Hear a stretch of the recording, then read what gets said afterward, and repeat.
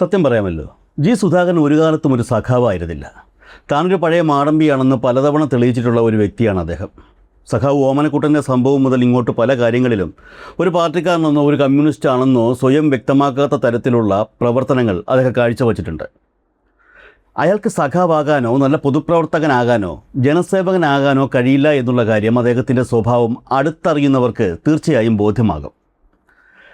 എന്നിട്ടും അയാൾ നല്ല ഭൂരിപക്ഷത്തിനും ജയിച്ചു. അതിനുത്തരം പറയേണ്ടത് അയാളല്ല. അയാളെപ്പോലെ ഒരു വ്യക്തിയെ, അതായത് ഒരു മാടമ്പിയെ, ഇത്രയും കാലം യാതൊരു തിരുത്തലിനും പ്രേരിപ്പിക്കാതെ പൊതുരംഗത്ത് സജീവമാകാൻ അനുവദിച്ചവരെയാണ്. ഇയാളിപ്പോൾ വായിൽ തോന്നിയത് മുഴുവൻ വിളിച്ചു പറഞ്ഞുകൊണ്ടിരിക്കുന്നത് ആ വ്യക്തികളെയാണ്. സത്യം പറഞ്ഞാൽ അത് നിങ്ങൾക്കുള്ളതാണ്, അത് നിങ്ങൾക്കുള്ളത് തന്നെയാണ്. നിങ്ങളത് കേൾക്കാൻ ബാധ്യസ്ഥരാണ്. നിങ്ങൾ ഓർക്കുന്നുണ്ടാവും, ആലപ്പുഴ നീർക്കുന്നം STV സ്കൂളിൽ കഴിഞ്ഞ ദിവസം സുധാകരനും PTA അംഗങ്ങളുമായി നടന്നൊരു വാക്കുതർക്കം. എന്തുകൊണ്ടാണ് വാക്കുതർക്കമുണ്ടായത്?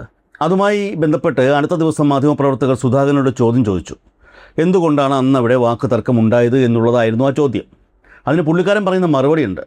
അതിൻ്റെ വീഡിയോ നേരത്തെ പുറത്തു വന്നിരുന്നു. പുള്ളി പറയുന്നത് ഇങ്ങനെയാണ്: എൻ്റെ പൈസ കൊണ്ട് പണിതു, അങ്ങനെ കൊടുത്തതാണ് ആ സ്കൂൾ എന്നാണ്. അതായത് പുള്ളി MLA ആയിരുന്നപ്പോൾ അനുവദിച്ച ഫണ്ടിൽ നിർമ്മിച്ച കെട്ടിടമാണ് അത് എന്നാണ് ഈ പറഞ്ഞതിനർത്ഥം. അന്ന് ആ സ്കൂളിൽ വന്ന് ഇത്രത്തോളം വലിയ ഷോ കാണിക്കേണ്ട കാര്യം എന്തായിരുന്നു എന്നുള്ളതിന് ഉത്തരമാണ് ഈ പറഞ്ഞത്. അതാണ് ഈ പ്രശ്നത്തിൽ ഇടപെടാനുള്ള സുധാകരൻ പറയുന്ന ന്യായം. സുധാകരൻ്റെ ഈ സംസാരം കേട്ടുകൊണ്ടിരുന്നവരാണ് MLA ഫണ്ട് തൻ്റെ തറവാട്ട് സ്വത്താണോ എന്ന് ചോദിച്ചത്. സത്യത്തിൽ ചോദിക്കേണ്ട ചോദ്യം വേറെയാണ്. വേണ്ട, അതിലോട്ടൊന്നും കടക്കുന്നില്ല. സ്കൂൾ കെട്ടിടം പൊളിക്കുന്നതിനും പണിയുന്നതിനും നാട്ടിൽ നിയമവും ചട്ടങ്ങളും വ്യവസ്ഥകളുമുണ്ട്. സ്കൂൾ PTA സ്കൂൾ അധികൃതരോ അവയിൽ ഏതെങ്കിലുമൊക്കെ ലംഘിച്ചാൽ ആർക്കും ചോദ്യം ചെയ്യാം, പരാതിപ്പെടാം, നടപടി ആവശ്യപ്പെടാം. അങ്ങനെ നിയമവിരുദ്ധമോ ചട്ടലംഘനമോ നടന്നുവെന്ന ആക്ഷേപം ഈ പറയുന്ന സുധാകരൻ പോലും പറയുന്നില്ല. പകരം പറയുന്ന ഊഴ ന്യായം മറ്റൊന്നാണ്: തൻ്റെ ഫണ്ട് കൊണ്ട് പണിത കെട്ടിടം നിർമ്മാണം പൊളിക്കുമ്പോൾ തന്നോട് അനുവാദം ചോദിച്ചില്ല എന്ന്. അതാണ് കാരണം. അതായത് ചുരുക്കി പറഞ്ഞാൽ പുള്ളി പറഞ്ഞത് ഇത്രയേ ഉള്ളൂ: താനൊരു ജനപ്രതിനിധി അല്ലെന്നും അമ്പലപ്പുഴ മഹാരാജാവാണെന്നും ആണ് പുള്ളി പറഞ്ഞത്. സത്യത്തിൽ അത് വകവച്ച് കൊടുക്കാനുള്ള ഒരു ബാധ്യതയും പൊതുജനത്തിനില്ല. ഇതിന് തുടർച്ച എന്നോണമാണ് വണ്ടാരം ജംഗ്ഷനിൽ വച്ച് സുധാകരൻ ആ പ്രസംഗം നടത്തിയത്. ആ പ്രസംഗത്തിൽ ഇത്രയും കാലം പാർട്ടിയുടെ പേരിൽ സുഖസൗകര്യങ്ങളൊക്കെ അനുഭവിച്ച് ഒടുവിൽ ഇനിയും അധികാരം ലഭിക്കണമെന്ന ആഗ്രഹത്തിൽ അതേ പാർട്ടിയെ ഒറ്റിക്കൊടുത്തുകൊണ്ട് ശത്രുപക്ഷത്തേക്ക് ചേക്കേറിയ ഇതേ സുധാകരൻ ഒരു പ്രവചനം നടത്തുന്നുണ്ട് CPMന്റെ രാഷ്ട്രീയ ഭാവിയെക്കുറിച്ച്. ചിന്തിക്കാൻ കഴിയുമോ? സ്ത്രീകളുടെ വായിൽ നിന്ന് ഇങ്ങനെ വരുന്നത് സ്ത്രീകളെ കൊണ്ട് ഇത് വിളിപ്പിക്കുകയാണ്, അവിടെ അന്തസ്സ് കെടുത്തുകയാണ്. അതുകൊണ്ട് എന്താ എല്ലാവരുടെയും പേരിൽ FIR ആയതായിരുന്നു പോലീസ് സ്റ്റേഷൻ എന്ന് പറഞ്ഞു. എല്ലാവരും പോലീസ് സ്റ്റേഷൻ പോകേണ്ടി വരും, ജാമ്യം എടുക്കേണ്ടി വരും, പല കാര്യമുണ്ടോ? ഇതാണ് CPMൽ നല്ല സ്ത്രീകളെ കൊണ്ടുപോയി വഷളാക്കി അവരെ കേസിൽ പ്രതിയാക്കുന്ന നേതൃത്വമാണ്. അതാണ് പൊളിറ്റിക്കൽ ക്രിമിനലുകളുടെ നേതൃത്വം. ഓരോന്നായിട്ട് പറഞ്ഞാൽ തീരത്തില്ല, അവസാനിപ്പിക്കുകയാണ്. അതുകൊണ്ട് ആദ്യം നന്നാവും, സ്വയം നന്നാവും, ഉള്ള സ്ഥാനം നഷ്ടപ്പെടാതെ നോക്ക്, തിരിച്ചു വരാനും നോക്ക്. ഇവിടെ ഉദ്ഘാടകം പറഞ്ഞല്ലോ, ആശയപരമായി ഫൈറ്റ് ചെയ്ത് തിരിച്ചു പോവാ. അത് പറയുന്നതിന് വിരോധിക്കുന്നത് എന്തിനാ? ഇന്നലെ ഇവിടെ ഒരു കരിങ്കല്ല് തോടിൽ കെട്ടുന്ന ഒരു പരിപാടി ഉണ്ടായിരുന്നു. ഒരു ചെറിയ പരിപാടി, 50 പേരേ ഉള്ളൂ, സ്ത്രീകളാണ്. ഞാൻ സംസാരിച്ചുകൊണ്ടിരിക്കുക. ഉടനെ എന്റെ പേര് വെച്ചിട്ടാണ് ഒരാളൊരു വേണം, അയാളുടെ പേര് ഞാനാണ് ഞാൻ സംസാരിച്ചിട്ടുണ്ട്. ഉടനെ ഇപ്പുറത്തൊന്ന് വേറൊരാൾ രാഷ്ട്രീയം പറയുന്നതൊക്കെ ഞങ്ങൾക്കറിയാം. ഞാനൊന്നും ഇല്ല, ആരും സപ്പോർട്ട് ചെയ്തില്ല, അവിടെ തന്നെ ചെയ്തത്. പക്ഷെ പത്രക്കാരെന്താ എഴുതി? ജി സുധാകരന്റെ പ്രസംഗം തടസ്സപ്പെടുത്തി. ആ പണി ഇപ്പം ആരാ ചെയ്യുന്ന? പത്രക്കാരൻ. നോക്ക്, പത്രക്കാരായ ചില ആളുകളുടെ തോന്നിയവാസം, ആ പത്രധർമ്മം ബലികഴിച്ചുകൊണ്ട് ഈ പൊളിറ്റിക്കൽ ക്രിമിനലുകൾക്ക് വേണ്ടി പിന്തുണങ്ങിയാണ്. എന്റെ സമ്മേളനമൊന്നും ആരും തടസ്സപ്പെടുത്തിയില്ല, അവിടെ ഇരുന്ന ഒരാൾ പോലും ഗവനിച്ചില്ല.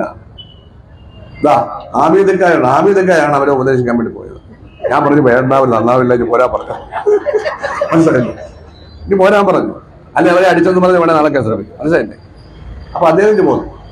ഇതാണ് ഉടനെ പത്രത്തിൽ എന്റെ പ്രസംഗം തടസ്സപ്പെടുത്തിയെങ്കിലും ജി സുധാകരൻ പ്രസംഗം തുടർന്നു. എങ്ങനെയുണ്ട് പത്രം? ഒരു പത്രക്കാരനോടെ ഇല്ല, ഒരു ടെലിവിഷൻകാരനില്ല. ഈ തരത്തിലാണ് വാർത്തകൾ. മനസ്സിലായോ? അഴിമതിക്കാരെ സംരക്ഷിക്കാനും അഴിമതിക്കെതിരെ പൊരുതുന്ന രാഷ്ട്രീയ പ്രസ്ഥാനങ്ങളെയും നേതാക്കന്മാരെയും പ്രവർത്തകരെ അവമാനിക്കാനും പത്രങ്ങളിൽ കയറിയിരിക്കുന്ന സുഹൃത്തുക്കളെ അതങ്ങ് അവസാനിപ്പിക്കുക, സത്യവും നീതിയും ഒക്കെ എഴുതി പിടിപ്പിക്കുക.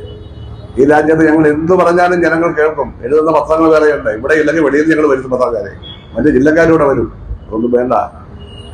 ഇവരൊന്നും ശരിയാവാൻ പോകില്ല. ശരിയാവണമെങ്കിൽ തിരുത്തണം, അത്രയേ ഉള്ളൂ. എല്ലാവരും അതേ പറയുന്നുള്ളൂ. പാർട്ടിയാണ് രക്തസാക്ഷികളുടെ പാർട്ടിയാണ്. ഒരു രക്തസാക്ഷി ദിനത്തിൽ 27-ാം തീയതി വയനാട്ടിലേക്ക് പുന്നപ്രയിൽ നിന്നും ഈ ദീപശിഖ പോകുന്ന ദിവസം, ദീപശിഖ കൊടുത്തത് ഞാനാണ്. PS ഇല്ല, വയ്യ. PS വയ്യാതെ വന്നപ്പോൾ കഴിഞ്ഞ വർഷം പറഞ്ഞ് ഞാനാണ് കൊടുത്തത്. ഇനിയിപ്പോൾ ഞാൻ കൊടുത്തില്ല. പിന്നെ നമ്മളെ വിളിക്കത്തില്ല. വിളിച്ചാൽ ഞാൻ അവരുടെ ഇതിന് പോകത്തില്ല. അപ്പോൾ വിളിക്കത്തില്ലല്ലോ. ആ ദിവസം ഒരു പോസ്റ്റ് വന്നു. ഈ സ്കൂളിൽ കഴിഞ്ഞ ദിവസം അനാവശ്യമായി വഴക്കും മക്കാണോ ഉണ്ടാക്കാമെന്ന ആളിന്റെ പോസ്റ്റാണ്. ഞങ്ങളുടെ പഴയ ഒരു സഖാവിന്റെ മകനാണ്. വലിയ ബഹുമാനം ഉണ്ടായതിന് കുടുംബമാണ്. എന്താ, CPM-യുമായുള്ള എല്ലാ ബന്ധവും ഞാൻ ഉപേക്ഷിച്ചിരിക്കുന്നത് കൊള്ളരുതാത്ത പാർട്ടിയാണ്. അപ്പൊ ഫേസ്ബുക്കിൽ കിടപ്പുണ്ട്. ഇപ്പോഴും എഴുന്നേറ്റ് വരിക. അത് അപ്പൊ അദ്ദേഹം പാർട്ടിയുടെ വക്താവായിട്ടാണ് ഇവിടെ വന്നിട്ട് നമ്മളെ ചോദ്യം ചെയ്തത്. എന്തൊരു ആത്മാർത്ഥതയാണ്. ഈ പോസ്റ്റ് ഇട്ടതല്ലേ, ഞാൻ പാർട്ടിയുമായുള്ള എല്ലാ ബന്ധങ്ങളും ഉപേക്ഷിച്ച് പാർട്ടി വിടുന്നു എന്ന് ഫേസ്ബുക്കിൽ ലോകത്തെ മുഴുവൻ അറിയിച്ചയാള് ആരാണ്? അദ്ദേഹത്തെ മാമൂദ് സബുക്കി ഈ പാർട്ടിയുടെ മെമ്പറാക്കിയത് വീണ്ടും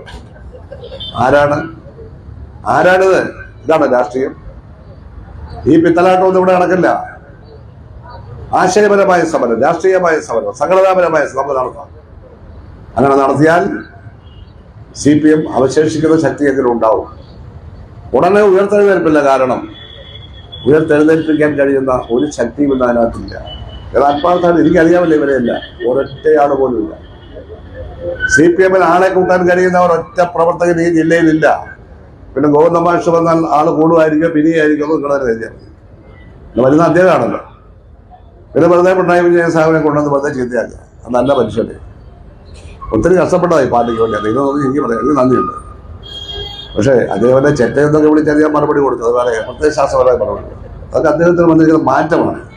നാളെ മറ്റന്നാളെ വീണ്ടും വരുന്നുണ്ട്. അദ്ദേഹത്തെ ഒന്ന് ഉപയോഗിച്ചോ. ഒന്നാമത് അദ്ദേഹത്തെ പ്രായമായി, എനിക്ക് പ്രായമായി, നമുക്ക് ഓരോന്ന് പ്രായം. അദ്ദേഹത്തെ ഒന്ന് ഉപയോഗിക്കാൻ നിങ്ങൾ ശ്രമിക്കരുത്. സ്വൈര്യമായിട്ട് വിടണം. ദീർഘകാലം ജീവിച്ചിരുന്ന് ഈ പാർട്ടിയുടെ പോളിറ്റ് ബ്യൂറോയിൽ ഇരിക്കട്ടെ. അങ്ങനെയല്ലവരെ ഉപയോഗിച്ച് നശിപ്പിക്കുക. അദ്ദേഹത്തിന് പേരുദോഷം ഉണ്ടാക്കുക. ഇത്തരത്തിലുള്ള ഒരു വലയത്തിനുള്ളിൽ ഒരു നേതാവും പെടാൻ പാടില്ല. CPM-ന് ആലപ്പുഴ ജില്ലയിൽ ഒരു ഭാവിയുമില്ല എന്ന് ഞാൻ ആത്മാർത്ഥമായിട്ട് വിലയിരുത്തുന്നു. അതാണ് ഞാൻ കാണുന്നത്. കേരളത്തിൽ ഓരോ ജില്ലയിലെ സ്ഥിതി അനുസരിച്ചിരിക്കുക. എന്നാൽ ഇപ്പൊ കണ്ണൂരിൽ പോലും 5 സീറ്റ് തോറ്റും. കണ്ണൂരിൽ പോലും തോറ്റും 5 സീറ്റ്. പാലക്കാട് തോറ്റും 6 സീറ്റ്. അത് നോക്കുന്ന സ്ഥലമാണ്. അപ്പൊ സ്നേഹമുള്ളവരെ, ഇത്രയും വിശദീകരിക്കാൻ അവസരം കിട്ടിയത് വലിയ ഭാഗ്യമാണ്. ഇതൊക്കെ പറയണ്ടേ ആൾക്കാരോട്? എന്താണ് അവിടെ നടന്നതെന്ന് പറയണ്ടേ? അതാണ് അവിടെ കുഴി കുഴിച്ച് മണ്ണെടുത്തോട് കംപ്ലീറ്റ് വെള്ളമായിരുന്നു. കലക്ടർ പോലും അറിയാതെ സ്കൂളിന് അവധി കൊടുക്കാൻ അവകാശമുണ്ടോ?